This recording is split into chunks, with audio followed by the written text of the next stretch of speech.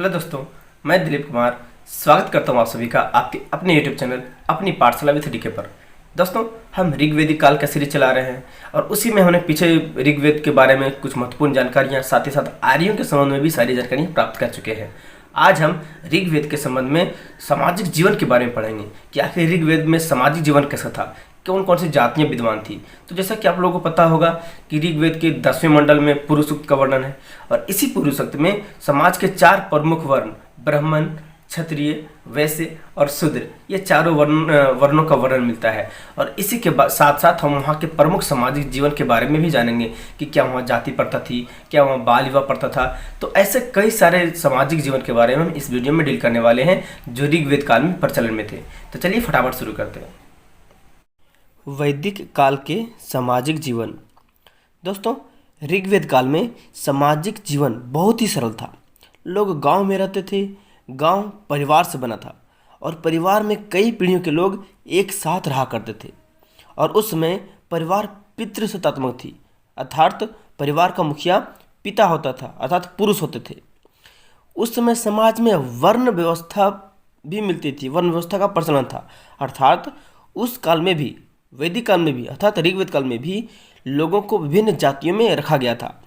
और इसका वर्णन हमें ऋग्वेद के 10वें मंडल के पुरुष सूक्त में मिलता है। इसी ऋग्वेद के 10वें मंडल के पुरुष सूक्त में 4 वर्णों का वर्णन हमें मिलता है।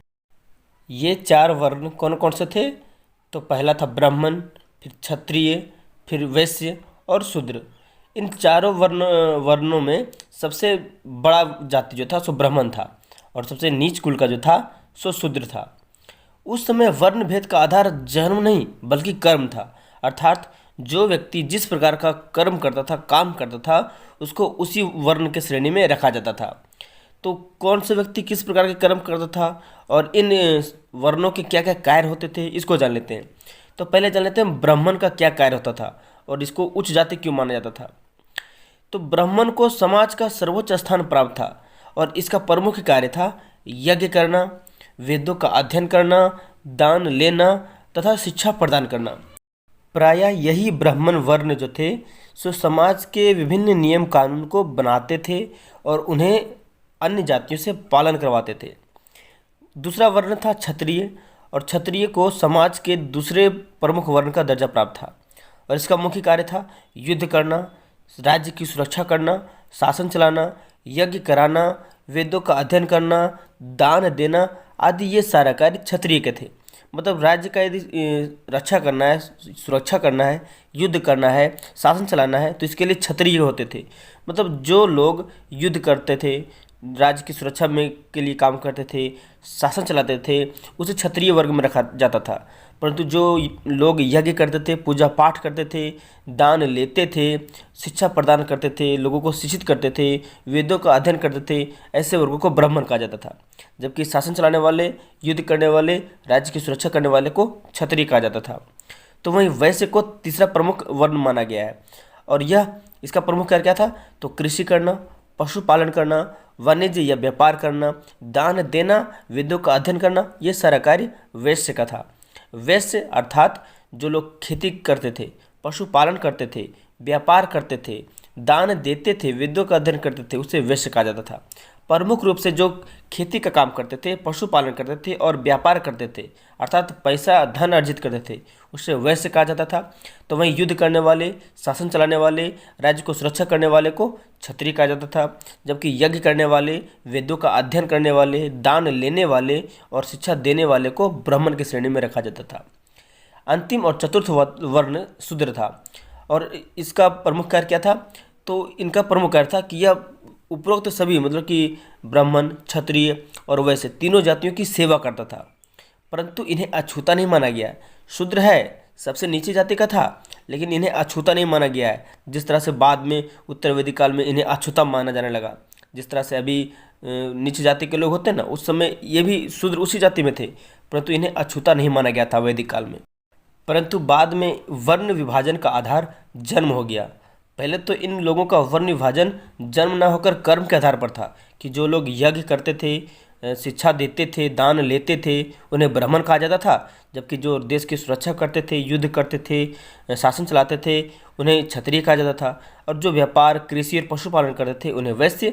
जबकि जो सेवा धर्म निभाते थे, जो लोगों की सेवा करते थे, उसे शूद्र कहा जाता था। ये लोग कर्म के आधार पर जातियों का विभाजन तब था। लेकिन बाद में क्या हुआ, उत्तर वैदिक काल में इन वर्णों का विभाजन जन्म के आधार पर हो गया कि जो लोग शूद्र है, यदि उसका पुत्र यदि कोई पैदा हुआ है तो वो भी शूद्र ही कहलाएगा, चाहे वह राज्य की सुरक्षा करे, युद्ध करे या यज्ञ करे या किसी को शिक्षा प्रदान करे, वो शूद्र कहलाएगा। यदि ब्राह्मण का बेटा है, यदि वो किसी की सेवा ही क्यों ना करे, फिर भी वो ब्राह्मण ही कहलाएगा। यह कम बाद में हुआ, परंतु ऋग्वैदिक काल में यह सारा जो वर्ण था, इसका वर्णों का विभाजन जन्म ना होकर उसका कर्म था, कर्म के आधार पर इस विभाजन था।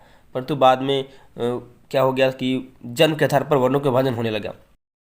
इस ऋग्वैदिक काल में महिलाओं को भी महत्वपूर्ण स्थान प्राप्त था। उन्हें शिक्षा प्राप्त करने से लेकर के अपने पसंद का जीवन साथी चुने तक का भी अधिकार था। वे भी मंत्रों का पाठ कर सकते थे तथा यज्ञ करवा सकती थी। मतलब ऋग्वैदिक काल में यदि सामाजिक जीवन की बात कहा जाए तो बहुत अच्छा था। किसी भी तरह का वहाँ भेदभाव नहीं था, किसी प्रकार का छुआछूत नहीं था, किसी प्रकार का ऊंच नीच नहीं था, महिलाओं और पुरुष में कोई अंतर नहीं था। परंतु ये सारा का सारा अंतर जो हुआ सो बाद में लगभग उत्तर वैदिक काल तक आते आते प्रारंभ हो चुका था। ऋग्वैदिक काल की कुछ प्रमुख महिलाएं हैं घोषा, लोपा, मुद्रा। ये सारी जो स्त्रियां हैं, महिलाएं हैं, वह ऋग्वैदिक के कुछ मंत्र को भी लिखी है। ऋग्वेद में जितने भी मंत्र हैं उसमें से कुछ मंत्रों का रचना भी इन्हीं महिलाओं ने किया था। उस समय अर्थात ऋग्वैदिक काल में बाल विवाह, सती प्रथा, पर्दा प्रथा आदि इन सारी कुरीतियों का कोई प्रचलन नहीं था, कहीं नामो निशान भी नहीं मिलता है। शिक्षा गुरुकुल में दी जाती थी जो सामान्यतः मौखिक होती थी। छात्र अर्थात विद्यार्थी लोग जो थे सो शिक्षा प्राप्त करने के लिए गुरु के आश्रम में जाते थे, और वही गुरु जो था, जो आचार्य होते थे, वो मौखिक रूप से विद्यार्थियों को शिक्षा देते थे। उस समय यव अर्थात जव को यव कहते एवं गेहूँ लोगों का मुख्य भोजन हुआ करता था। भोजन में वे लोग दूध, दही, घी आदि का भी विशेष महत्व रखते थे। इन्हें भी वे लोग खाया करते थे।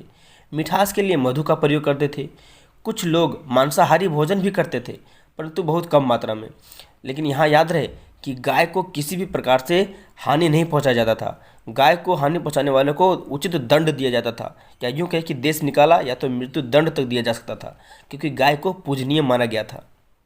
तो दोस्तों, ऋग्वेद काल के सामाजिक जीवन के बारे में विस्तार से जानने से हमें यह पता चलता है कि ऋग्वेदकालीन सामाजिक जीवन बहुत ही सभ्य और बहुत ही शिक्षित था। वहाँ पर महिलाओं और पुरुषों में कोई अंतर नहीं था, और न ही वहाँ बाल विवाह, दास प्रथा, ये सारे कुछ चीज़ों का प्रमाण मिलता है। साथ ही साथ वहाँ के लोगों का रहन सहन भी बहुत अच्छा था, और ब्राह्मण, क्षत्रिय, वैश्य और शूद्र जो जातियाँ था, इनमें जो वर्ण विभाजन था वो जन्म पर आधारित नहीं बल्कि कर्म पर आधारित था।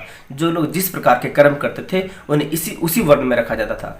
परंतु बाद में उत्तर वैदिक काल तक आते आते इनका जो वर्ण विभाजन था वो जन्म पर आधारित हो गया। तो इसके बारे में भी आगे विस्तार से पढ़ेंगे कि आखिर कैसे यह संभव हुआ कि लोगों का वर्ण विभाजन जन्म के आधार पर हो गया।